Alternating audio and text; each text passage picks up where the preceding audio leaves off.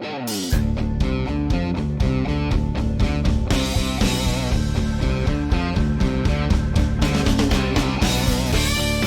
to Mac and Blue, where we introduce you to who is building Arizona, bringing you the people and businesses that shape the landscape around us. From economic development and developers, underwriters and lenders, architects and engineers, to the very builders and suppliers that bring it all together. Now let's join our hosts, Robert Johnson and JJ Levinsky, aka Mac and Blue. Welcome to Mac and Blue. Again, I'm Robert Johnson, Vice President of Business Development with Torrey Contracting. He is JJ Levinsky, President of Blue Wave General Contracting. Hey. Did I say general contracting on mine or just contracting? I don't know. It doesn't matter. I only listen to half of what you say. Are you anyway. a general contractor? Last time I checked. Okay. All right. I don't know what the license says. Yeah. Probably says, my joke is it radiator repair and loan sharking? That's right. It could be. How you doing? I'm doing great. How about you? Good, good. And we have the ever famous Daryl Robinson as producer. What's shaking, brother? Not much, just here on this wonderful Monday. Excited about the show. That's a little too cheery. We also have with us, we're really glad to have with us, Josh Tracy from the Ryan Companies. He is the Vice President of Real Estate Development. I got it right? All of that right? Yes, sir. You got it. Awesome. And he even called me sir. Tell us a little bit about what you do, who you are, what you are, and share a little bit about Ryan Companies. Well, first of all, I'll start with him, though. Yeah, Like, is there- I mean, yeah, tell us about yourself. That's Yeah, what I who said. is- who is And by Josh? the way, thanks for being here. Yeah. And Perfect. by the way, he does have a beautiful green shirt on. It's a beautiful green shirt. representing the company Wearing well. the company colors here today. Yeah. Yeah. So as he mentioned, my name is Josh Tracy. I'm an Arizona native. One of the 23% of us here in Arizona. I didn't that even are realize it native. was that high. Yeah. Some days it's that high. Is that a real percentage? That's what they teach you in real estate school. You know, I hold my real estate license, and they teach you 23%. So I'm one of the few. You Grew are. up in Ahwatukee. My parents owned a small business growing up in Tempe, and I like to think that's where I learned a lot of my values of hard work and customer Sure. service that have really helped me through my career. I started my own business actually in high school. I was doing auto detailing, which was a great job through high school and college at my parents' auto body shop. And actually, my dad just sold his shop 2 weeks ago and just retired. So Wow, good for him. yeah, so very exciting milestone in our family's life. So 36 years in business here in Tempe. Started right down the street on Broadway and Hardy. So Oh, wow, we're, really we're close. right around the corner here. And you could always go back to auto detailing. I could. Yeah. I could. Yes. Yeah. Okay. Some days it probably pays more than real estate development, but yeah, no. Are they excited to be retired? They are. They are very excited to be Good. retired, and I'm excited for them to be at that point. That's a cool thing. It is very, very fun transition in life, and something that we all look forward to. So it's neat to see. But I went to Arizona State, and so I've been very local. Just leave for work trips and vacation, really. And you went through, did you do the WP Carey? I did WP Carey undergrad degree. Mhm. I didn't actually know I wanted to be in commercial real estate until my junior year.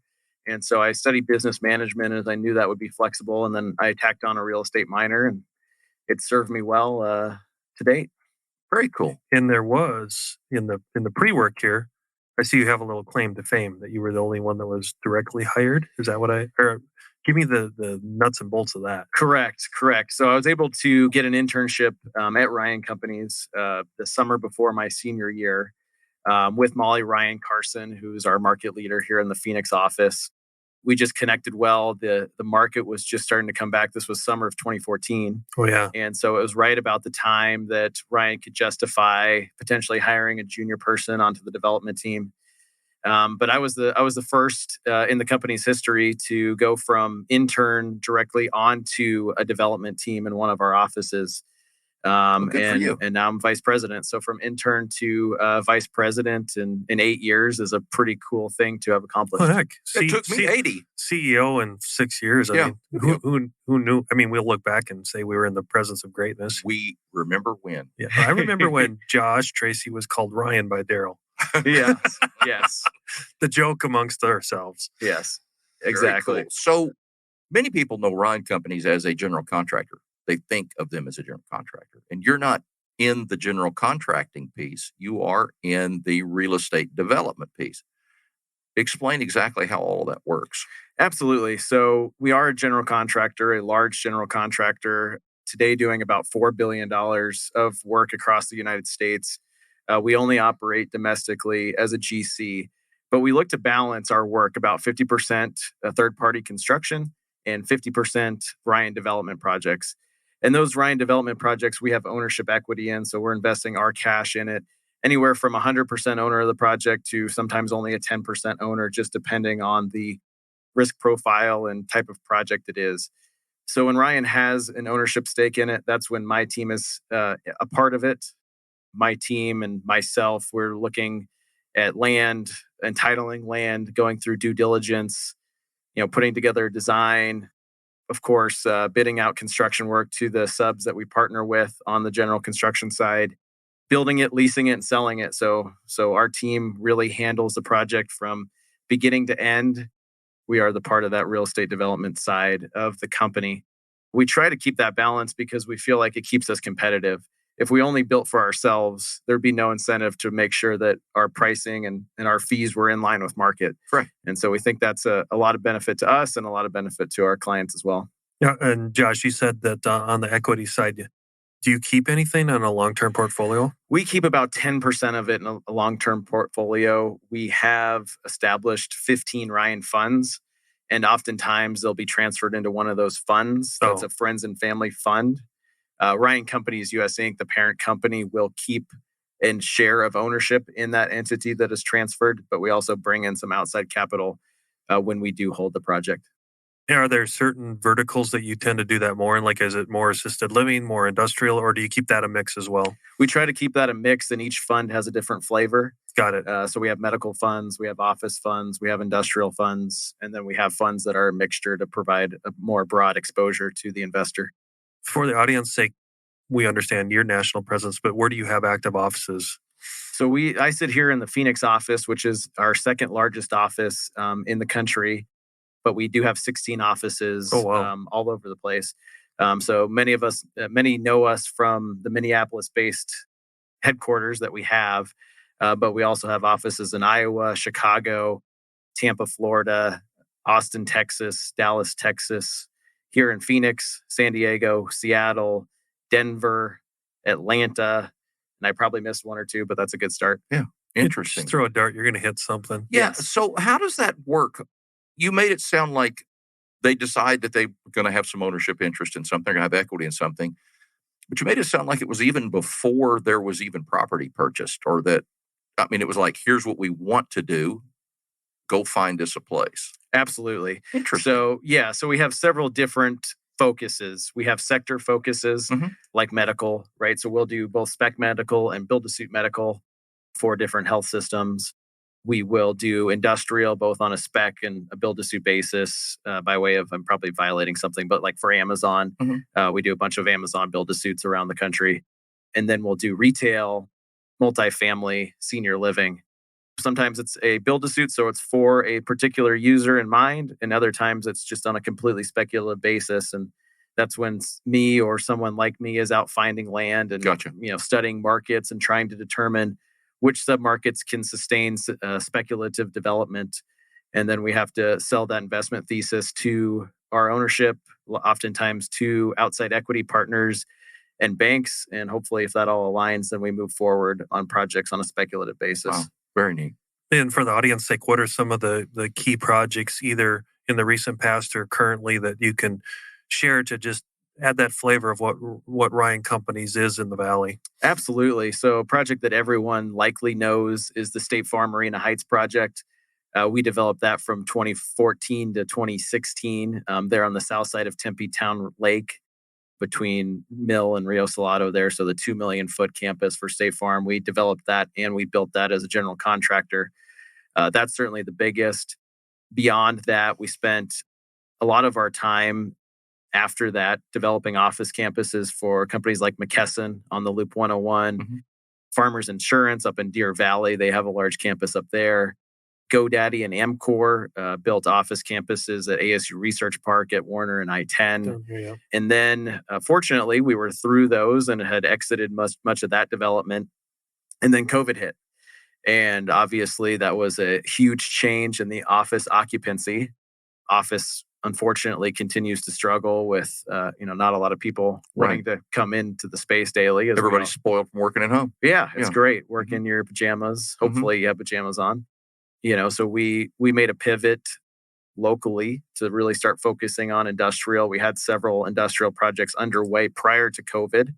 So we quickly realized that the leasing velocity was still there and the capital interest was still there to develop industrial product.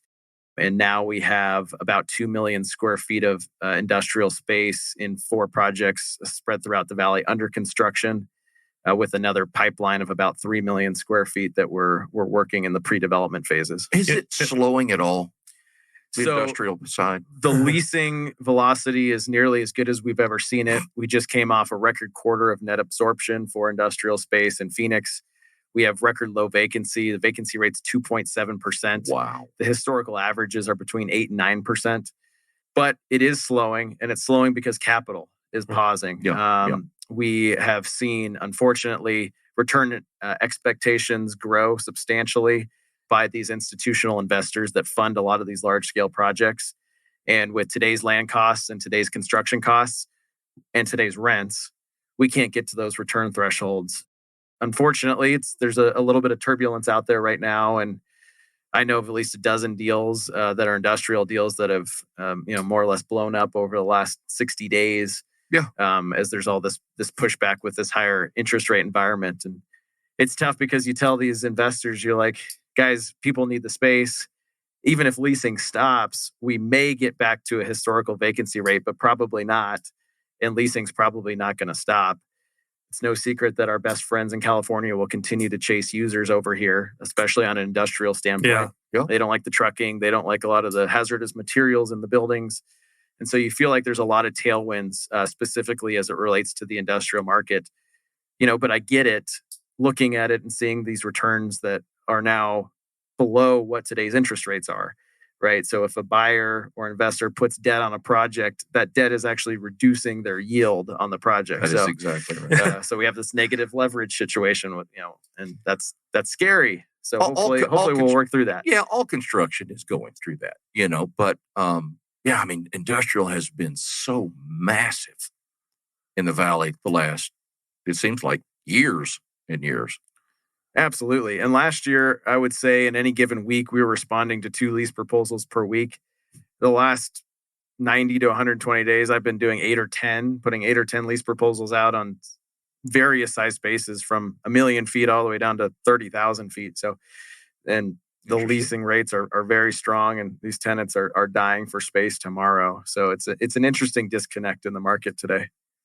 But there's not only the capital, but we're all in the space and having those conversations behind the scenes. And one of the biggest issues right now is electrical gear.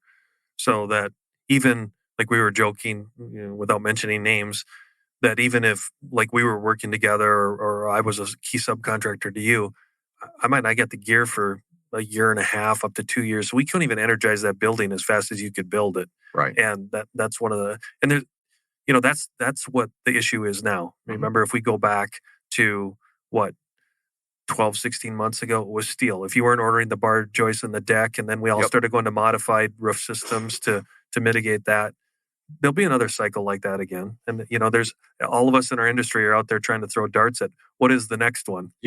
Is it roofing? Is it PVC this? Is it, we've seen it with the concrete on the tilt, things like that. So. Yeah, it truly seems like every part of the supply chain is going to break before we're through this. Now, the challenge is... There's enough duct tape out there. Yeah. The challenge is looking at the economics. We see something break. We see immediate price escalation, and then it's corrected, but we don't see any decrease. It just goes to a more normal inflation rate. Yep. And so, that piles on after a while and starts to gets very expensive very quickly. Take a tangent and go back to just some offline chatter because I think the audience would get a kick out of this. So Josh and I were joking. I'm definitely older than he is, but I'm an ex-Minneapolis guy. So I remember when sharing an office complex with Ryan when we were joking. We figured they were about 200 million, maybe 300 million in revenue per year. And I probably knew half of the Ryan staff because we rode on the elevator every day. And I'd look over on a typical day. This was in the mid 90s. I'd look over and go, "Hey, I went to college with that guy in construction management. Oh yeah, I'm working for Ryan now." So, but another thing was, and I'll talk explicitly to the Minneapolis market and the connection to Phoenix was, I was explaining to Josh that Ryan was somewhat ostracized back when I was coming into the marketplace because you guys weren't the typical general contractor. I'll throw another name out there, Opus, friendly competitor of all of it. They were based in Minneapolis too, and the good old boys club of the general contractors ostracized both of you guys and both organizations because, well, you can't be real estate developers. That's a commercial real estate thing. If you're going to be a GC, you got to be a GC. You can't be mixing in the pot. Yeah. And then where I'm leading this is I think it's a very interesting conversation that I want Josh to go on is because I don't know if you heard this, but they're over $4 billion a year now from those humble beginnings of where they were before. That was a tremendous leap of faith they and other fellow competitors took to become true developers / GC builders and look at it more in that holistic manner. And now you see that predominantly nationwide, the big boys, i.e. you're one of them, that is the recipe. Absolutely. Yeah. And, we feel that integration in a firm provides so much value to both our clients and ourselves because we can see things coming that others maybe can't, right? You design a building, you're just a developer, right? You design a building, you go bid it out to 3 contractors, then you find out the steel's messed up, right? Right. Versus I'm sitting with my construction brother every day in my office that's 3 cubes down, right? And the second that they hear that there's a problem, they can walk over to my desk and we can try to plan for that. Right. And so I think that helps a ton. And interestingly, it's a bit interesting how Ryan actually got into the development world. So, and this is kind of how we grew as a company throughout our history. We were just a pure third-party GC for a number of years. And in the late 70s, one of our clients came to us and said, "Hey, can we lease this building from you instead of actually, making monthly construction payments?" And we said, "Sure, we'll figure that out." And that was much the Ryan spirit and the Ryan owners that still own and operate the company today. We're like, we'll figure this out. We think this is a great opportunity for us. And so we signed a lease rate. The rate, I believe I've heard, was about 25 cents a square foot a month. Which is just hard to believe. But the total building cost on that first building was $8 a square foot. It was a retail building in Minnesota. Just numbers that you can't even fathom now. Doesn't make sense. Doesn't make any sense at all. You can't. One scope is an $8 on. Maybe paint might be up to $8. I don't know. Yeah. but that's funny. But yeah, and it's that organic growth that's really served us well as a company. We didn't open the Phoenix office because we saw it was a growing market. We opened it because of a couple of clients that invited us here, right? And the Phoenix office has spun off our San Diego office through clients. And I was a part of, in 2014, the first proposal I worked on was for a company called Group Health up in Seattle, who's since been acquired by Kaiser Permanente. But it's a health company. And we built a large 500,000 square foot office and lab build-a-suit campus for them in Renton, Washington. And that became the start of our Seattle office. And then fast forward to 2019, and we were chasing a Medtronic project in Denver. We didn't have a Denver office. Medtronic's a Minneapolis-based company. And so we had some connections there. And our Southwest team in Phoenix went up and interviewed and won the work. And now we're wrapping up a 388,000 square foot campus in the Denver area, and now we have a Denver office. And so it's really been that organic growth that's brought us throughout the country, which is really great. That's smart growth too. I mean, not just let's just go up there and just start an office and figure out if we can get work. Just go where the work takes you. Yep, novel idea. By the way. So, Josh, go back to your insight and all the cool things you get to see. What are the trends you're seeing in the Valley on the different verticals? I mean, take away the uniqueness of Ryan companies and how we've talked about that, but just, we've talked about industrial, but are you seeing any trends in the assisted living or some of the other strong suits that you guys have as an organization? Yeah, so we made a large push about 6 or 7 years ago into the assisted living world. we generally develop an integrated facility. Shocker is an integrated company where we do independent living, assisted living, and memory care. It's an age-in-place model. So, your parents or grandparents can age in place in one spot, and you don't have to move them when they're ready for the next level of care. And so we have 5 senior living projects here in Phoenix alone, and then we are spread all throughout the country doing these projects as well. As you can imagine, COVID hit senior living very hard as well. Pretty hard, yeah. Because people all of a sudden didn't want to go in these facilities that they saw, could be dangerous for them or their loved ones.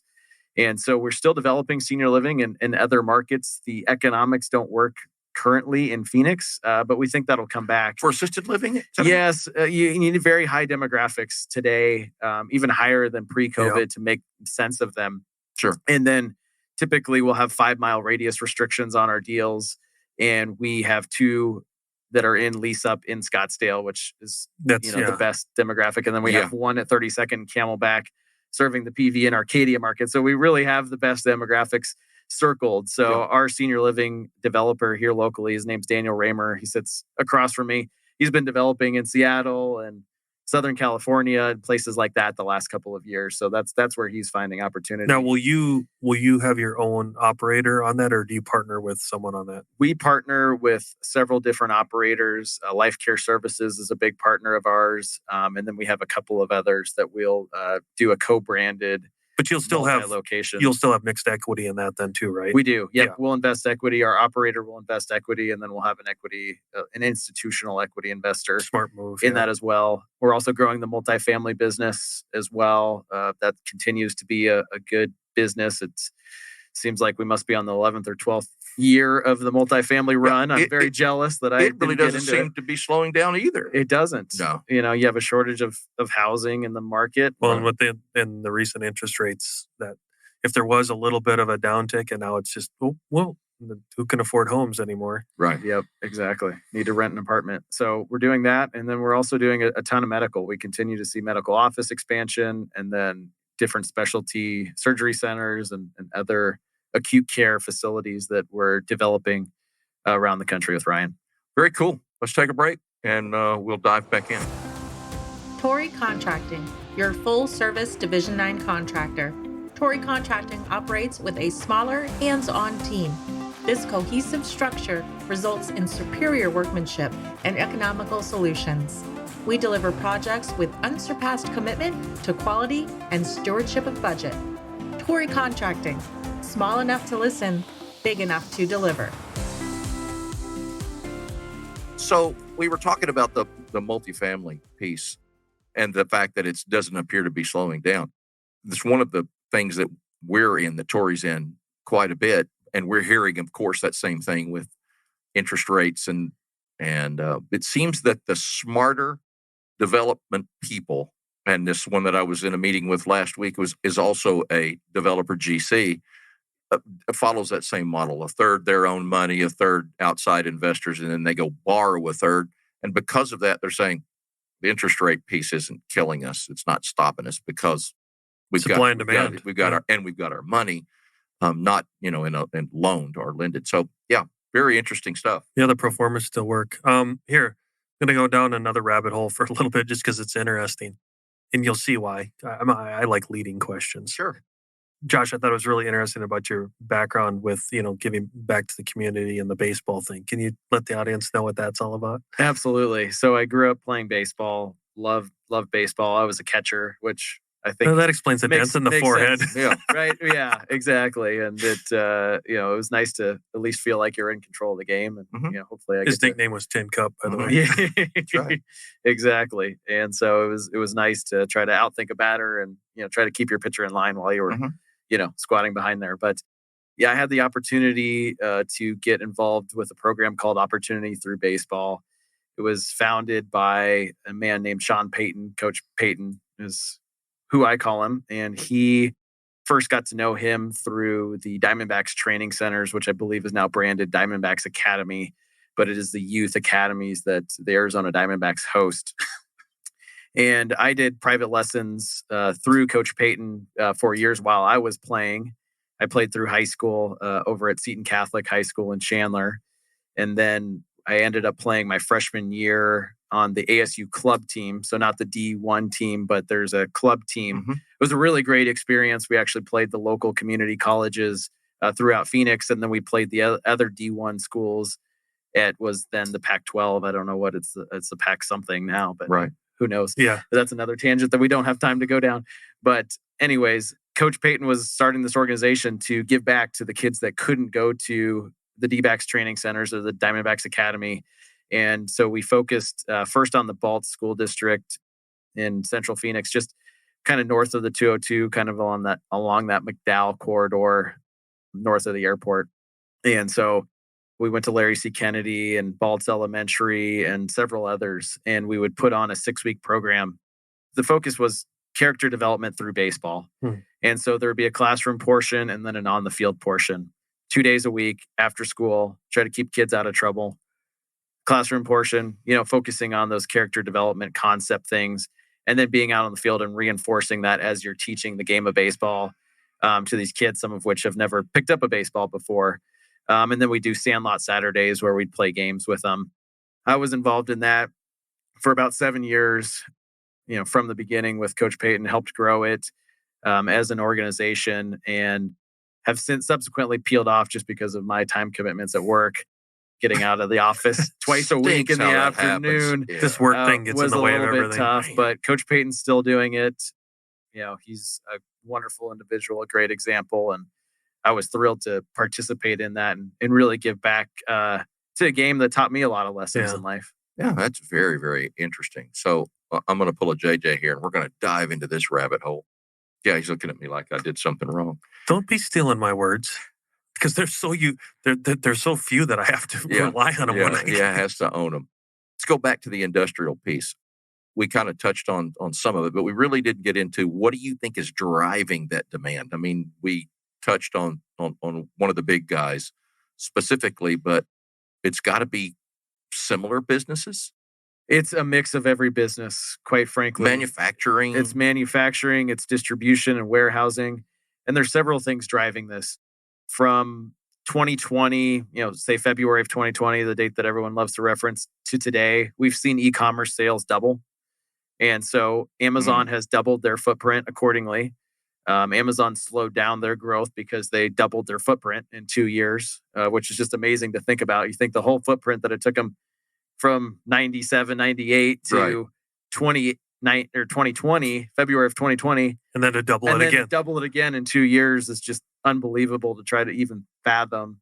But it's not just Amazon, right? It's every retailer has seen a huge explosion of their e-commerce growth, and they've needed space.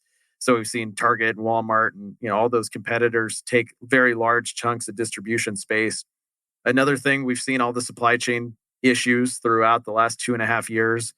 Groups are really looking to increase their inventory levels throughout their supply chain so that hopefully they don't have empty shelves, because an empty shelf for many folks is a lost sale opportunity for them. And so they're trying to have some safety stock.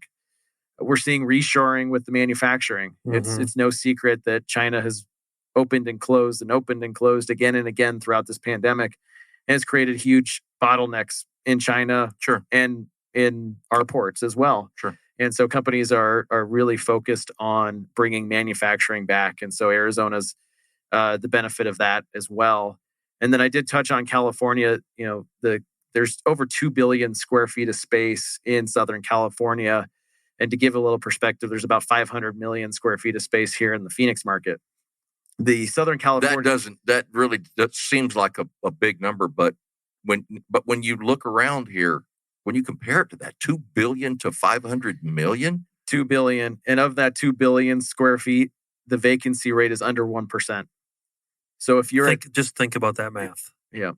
Yeah. I know that's hard. There's smoke coming out of Robert's head. No, I mean, it is. It's amazing when you think about that. Because if you're from here and you drive south of I-10 between the 101 or in that whole 101 to I-10, piece, it's just nothing but industrial buildings. And now along the 303, and I'm just talking west side. And then the whole southeast corner that you guys are doing and everybody else in town is. Amazing as much as there is to think that those numbers that we're not really putting it. So keep going, Josh, because we got the ice cream. Now put the syrup and the cherry on it. Absolutely. So you think about 2 billion square feet and no space available in Southern California.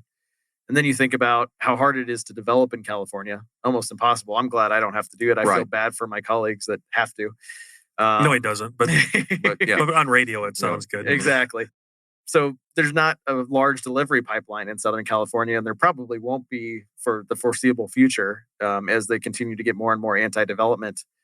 And then the other interesting thing, and you may know this spending time in Vegas, is although there looks like there's a lot of land in Vegas, it's hard to get a hold of land that you can develop, especially for industrial development. Yep. So they have a very tight vacancy and not a lot of industrial under construction. We have much more under construction here.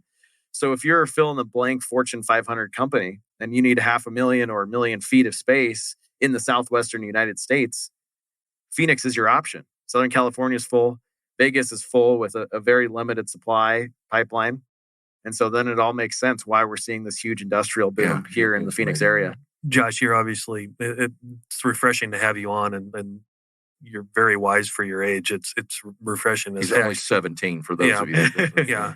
2 weeks away from 30. And I'm glad about it. How much of that, I always ask this question because I'm the naive old guy, how much of that is intermodal driven as well? Because I'm feeling like that you described some wonderful constraints to Southern California, even Vegas, but I don't think we even tapped the intermodal capabilities, especially thinking of Casa Grande, our southern part of our community. I think people are undervaluing pipeline access, rail access, even truck traffic back and forth to Mexico. Mm-hmm. Am I on the right path? Are you guys seeing those same things? Yeah, and the intermodal is something that we see some of, but we haven't even scratched the surface of the potential. You may recall that BNSF is working on a large facility kind of northwest near Surprise. And then UP has talked about forever doing an expansion down by Picacho Peak. And I don't know the exact status of that project, but it seems like there'd be a lot more potential, and especially with the port congestion, if it's possible to get this freight here. And then you mentioned the trucks. The trucks are interesting as well because a majority of the goods that are flowing in this part of the country are flowing from west, Port of Long Beach, one of the largest ports in the U.S. and in the world, coming east. And so there's freight rates coming from west to east, but then coming from the east going west, it's discounted because there's not nearly as many goods coming from Arizona going to Southern California. So again, if you're that big company and you want to service the 35 million people in Southern California, you can actually take advantage of some discounted freight rates locating here in Phoenix. Right. It is true then. It's cheaper to take it from Long Beach, come over here to distribution, and then ship it back. Correct. Yep. You see that reverse flow benefit of those freight rates. It makes a lot of sense. Yeah, absolutely does. It'd be like Robert getting a perm.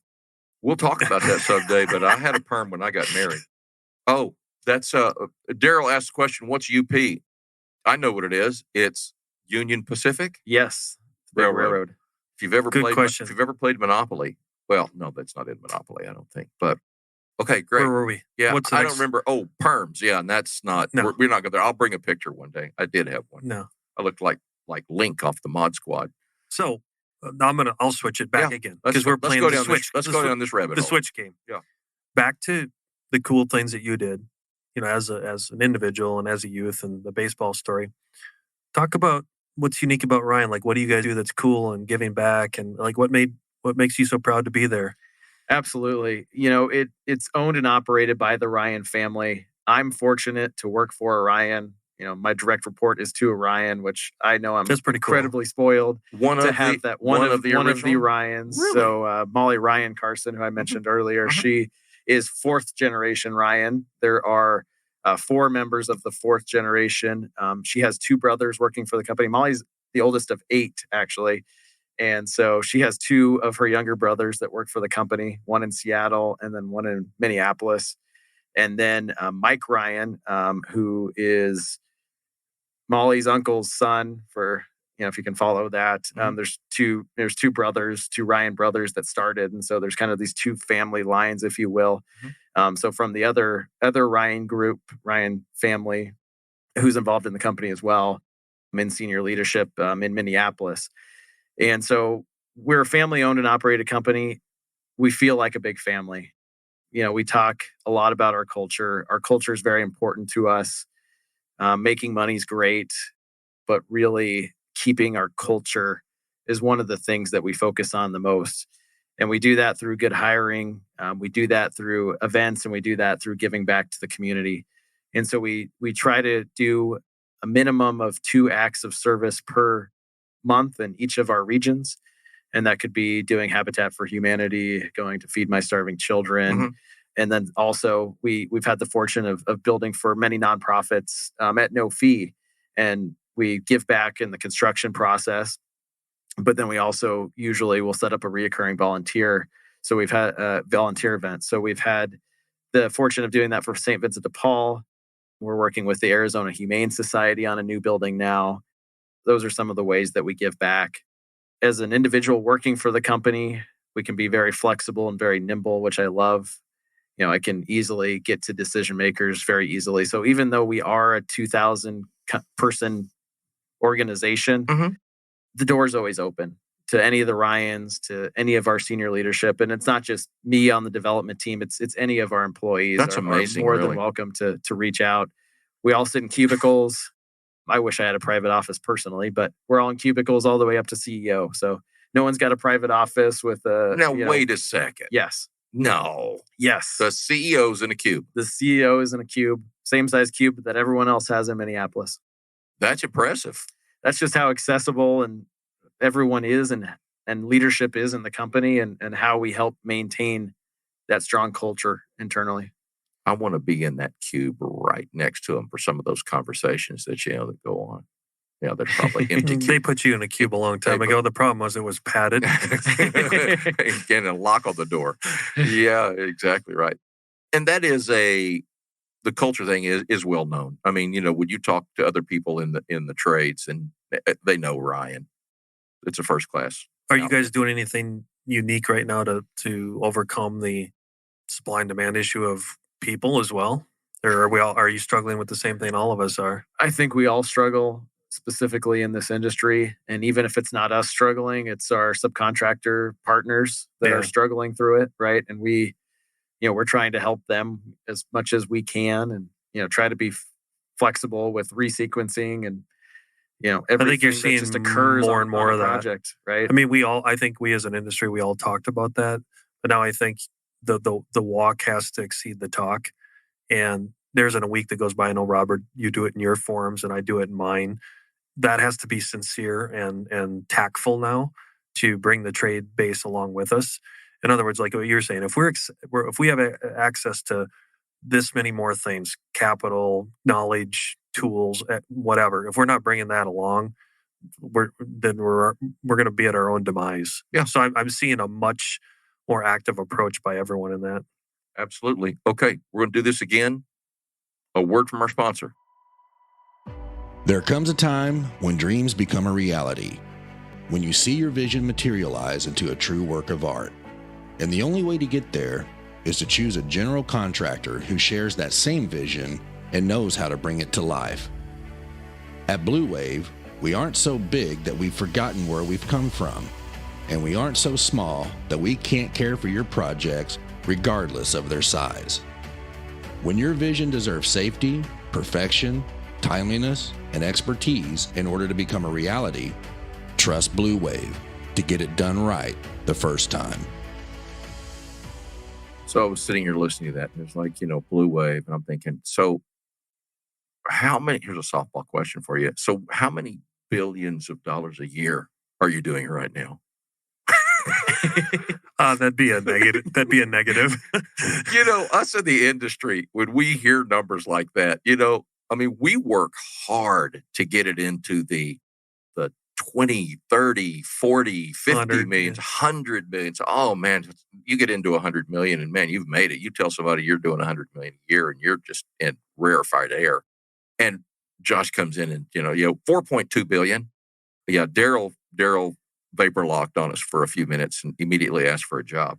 So what have we not talked about so far? Well, I'd be curious. I liked your story about that you went into business school and then went into commercial real estate, or not, you know what I'm saying? Like the focus on developing is talk to the kids out there that are maybe listening, or I say kids, that shows you how old I am.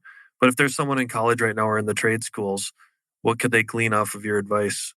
Well, I think my favorite thing that I mentioned earlier that I learned from my parents is hard work, right? There's so many folks that don't want to check that box, right? Today, it's unfortunate. Understatement right? of the century. If you just show up and work hard, you'll immediately stand out, and it'll make it a lot easier for you. And if you have half a brain on your shoulders, the sky's the limit. We have to exit the room then, Yeah, Robert. yeah, exactly. But people listening don't understand how much wisdom is in that comment that he just made. If you'll just show up and work hard, you immediately stand out. And that's absolutely true. And you'll be given every opportunity as well. Oh, yeah. Anyway, which sounds like exactly what happened to you.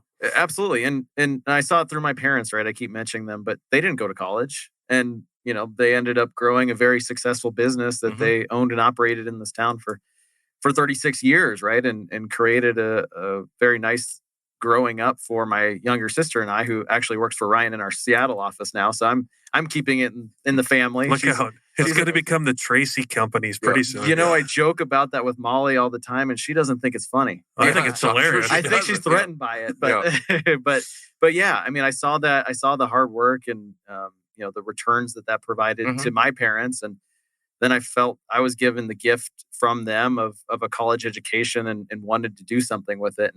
And I didn't know what I wanted to do. I mentioned that I figured out that I wanted to go into commercial real estate my junior year of college. And what made you make that decision? Curious, like how? I mean, I never woke up as a kid and went, "Oh man, I want to be a commercial real estate agent." Yeah. No, it's just kind of.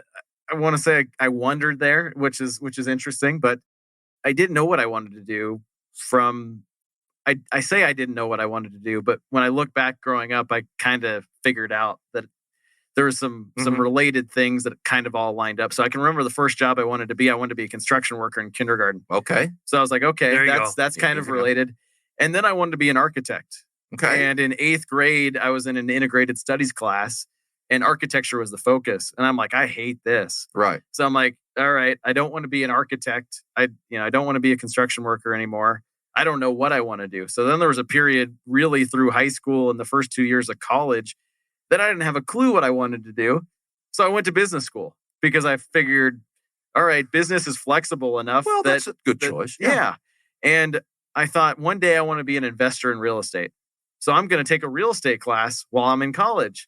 And I fell in love with real estate. And I knew that I didn't want to go into residential real estate. My wife actually does some residential real estate, and God bless her for willing to go through that. But it's a tough business with a lot of emotion.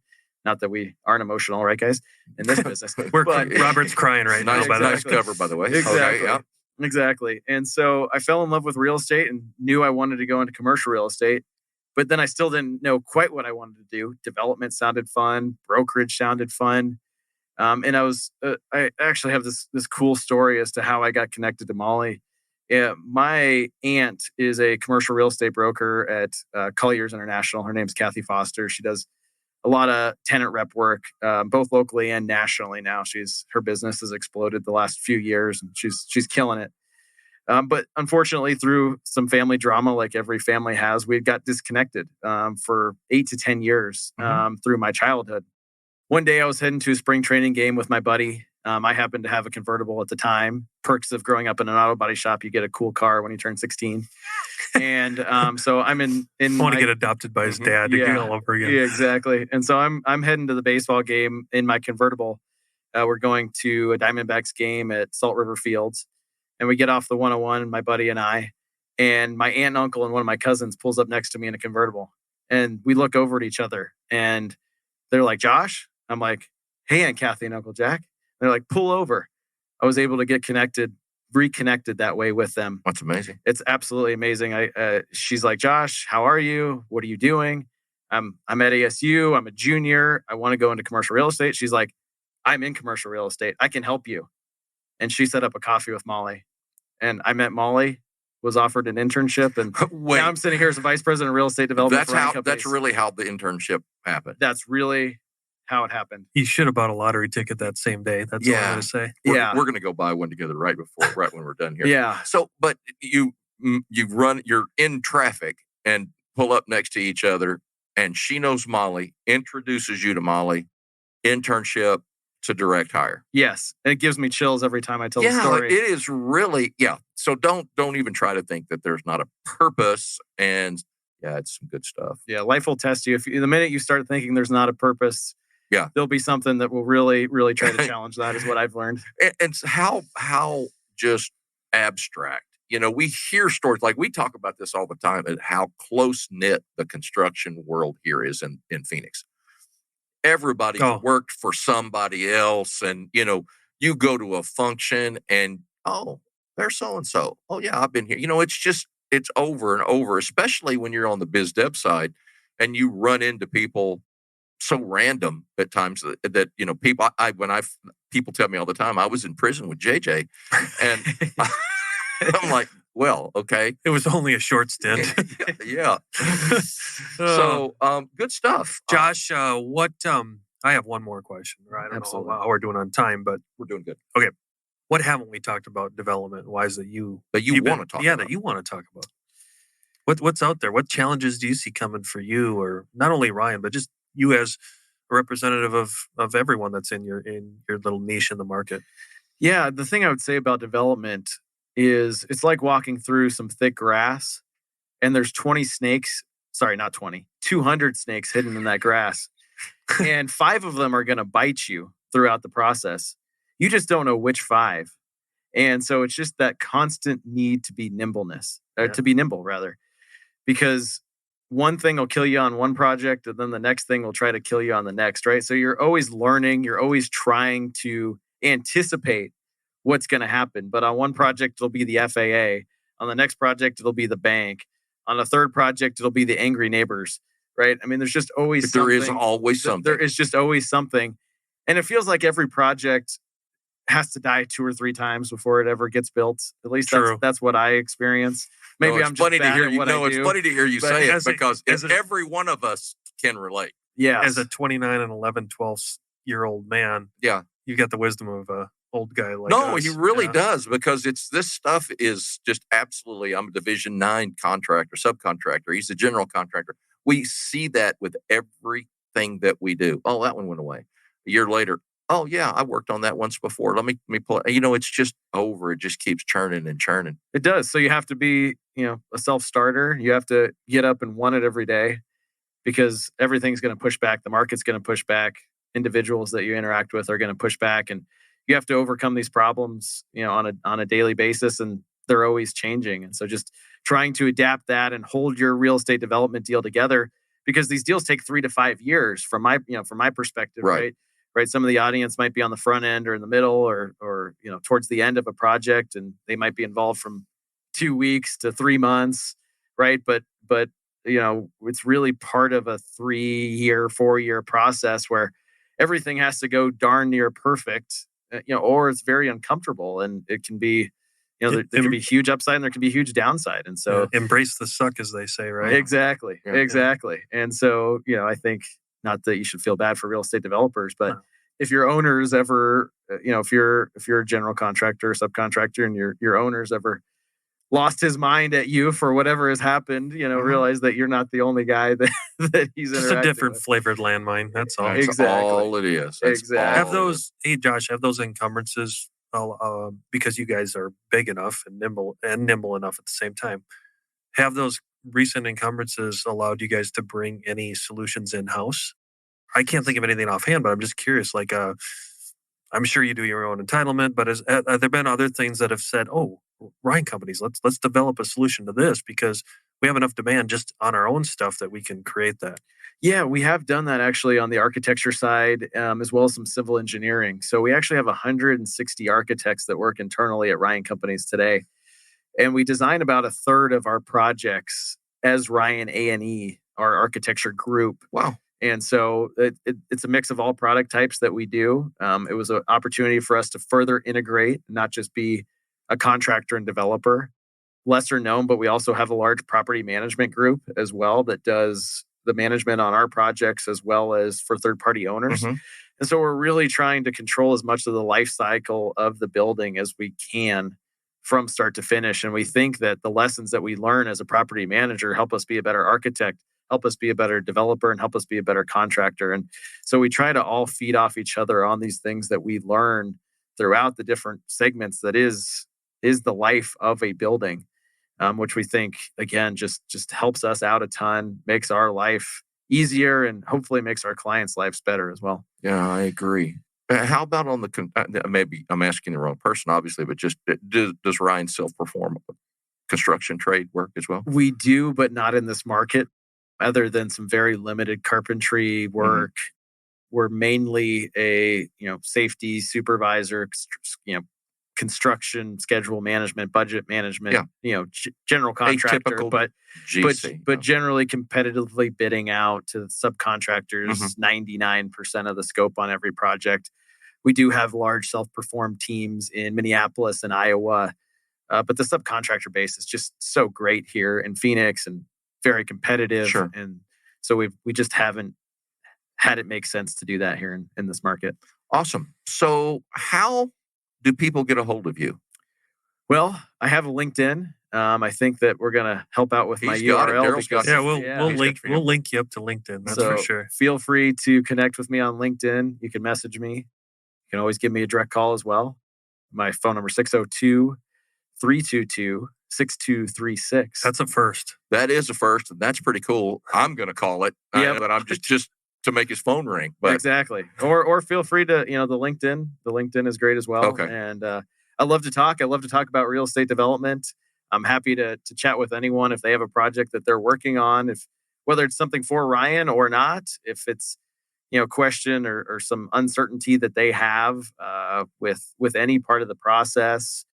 I'm an expert in the development side, and I know a lot about capital and finance and that part of the business, but I sit next to professionals in every other scope, and I'm happy to connect anybody with a professional at Ryan Companies if they're ever interested. That's awesome. I know people will be. Well, thank you. Yeah, I appreciate this was you being awesome. on. Thanks for having me. Absolutely phenomenal. Every time we get done with one of these, I'm like, we can't top this one. And it's just very well done. You're super sharp, dude. I appreciate that. Brian's lucky to have you. So we're the lucky ones here. So for that, we're going to see you next week. You've been listening to the Mac and Blue Show, brought to you by Torrey Contracting and Blue Wave General Contracting. Be sure to subscribe to the Mac and Blue podcast on your favorite podcast platform. Follow Robert Johnson and JJ Levensky on LinkedIn and Instagram. And tune in live every Monday at 3 p.m. as we continue to introduce you to the people building Arizona. Walt Disney said, "You can dream, create, design, and build the most wonderful place in the world, but it requires people to make the dream a reality." Until next time, make it a great day.